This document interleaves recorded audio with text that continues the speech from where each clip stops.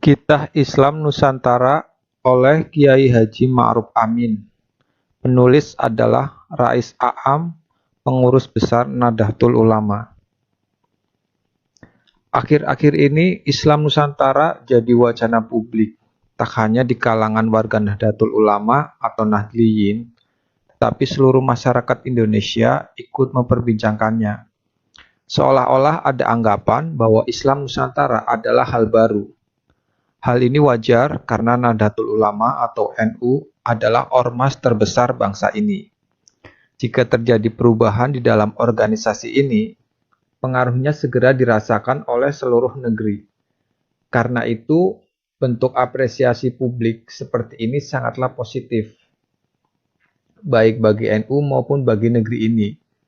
Sebagai tema Muktamar NU 2015 di Jombang, Islam Nusantara memang baru dideklarasikan. Namun, sebagai pemikiran, gerakan, dan tindakan, Islam Nusantara bukanlah hal baru bagi kita. Islam Nusantara adalah Islam Ahlussunnah wal Jamaah Al-Nahdliyah. Mengapa di sini perlu menyifatkan Al-Nahdliyah? Jawabannya adalah karena banyak kalangan lain di luar NU yang juga mengklaim sebagai pengikut Ahlussunnah wal Jamaah atau disingkat Aswaja, tetapi memiliki cara pikir, gerakan, dan amalan yang berbeda dengan Nahdlatul Ulama. Negara Islam di Irak dan Suriah atau NIS pun mengaku sebagai pengikut Ahlussunnah wal Jamaah. Tetapi sepak terjang mereka selama ini sangat ditentang oleh Nahdlatul Ulama. Karena itu, Islam Nusantara adalah cara dan sekaligus identitas Aswaja yang dipahami dan dipraktikkan para pendiri dan ulama NU. Islam Nusantara adalah cara proaktif warga NU dalam mengidentifikasi kekhususan-kekhususan yang ada pada diri mereka guna mengkibarkan karakteristik-karakteristik ke-NU-an. Karakteristik-karakteristik ini bersifat peneguhan identitas yang distinktif, tetapi demokratis, toleran, dan moderat. Pada dasarnya ada 3 pilar atau rukun penting di dalam Islam Nusantara. Yang pertama itu pemikiran atau fikroh, meliputi cara berpikir yang moderat atau tawasud. Artinya, Islam Nusantara berada dalam posisi yang tidak tekstualis tetapi juga tidak liberal. Tekstualis dimaksud adalah berpikir secara kaku pada nas. Sedangkan liberal yang dimaksud adalah cara berpikir yang bebas tanpa mengindahkan metodologi yang disepakati di kalangan ulama yang dijadikan pegangan berpikir di kalangan Nahdlatul Ulama. Kemudian, pilar yang kedua yaitu gerakan. Artinya, semangat yang mengendalikan Islam Nusantara itu ditujukan pada perbaikan-perbaikan. Tugas Islam Nusantara adalah melakukan perbaikan-perbaikan atau reformasi untuk jamiah dan jamaah yang tak hanya didasarkan pada tradisi tetapi juga inovasi.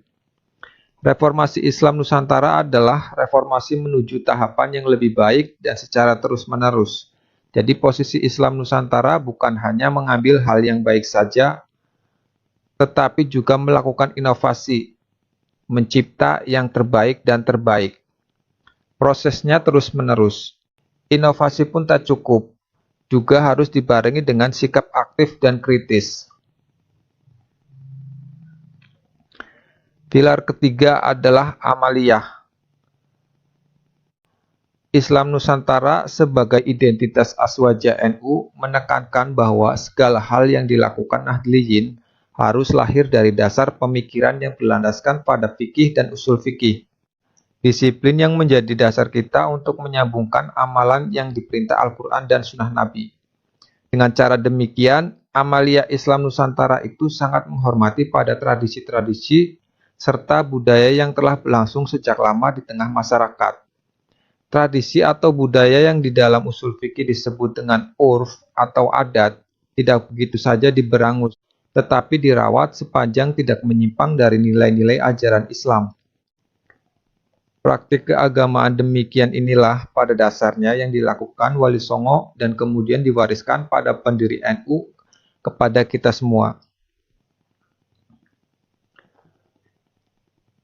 Penanda Islam Nusantara. Ada 5 penanda Islam Nusantara. Yang pertama adalah Islahiyah atau reformasi.